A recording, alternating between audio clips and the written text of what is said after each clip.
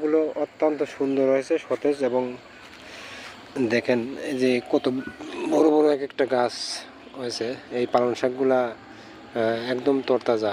দেখেন আমি যে এই পাশ থেকে কিছু তুলে খাইছি, এবং এদিকে আসেই অল্প কয়েক টাকার 20 টাকার বীজ বোনা এখানে।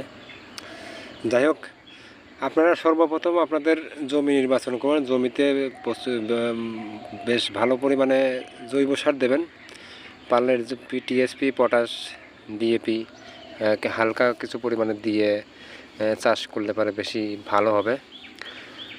আর পরবর্তীতে আপনারা যখন বীজ কিনতে যাবেন, অবশ্যই ভালো জাতের বীজ কিনবেন, যে বীজটার পাতা বড় বড় হয়, শাক ভালো হয়, সেই বীজ ক্রয় করবেন। এবং বীজের গায়ে অবশ্যই দেখবেন যে আপনারা এই বীজটা প্যাকেটজাত করা হয়েছে কতদিন আগে,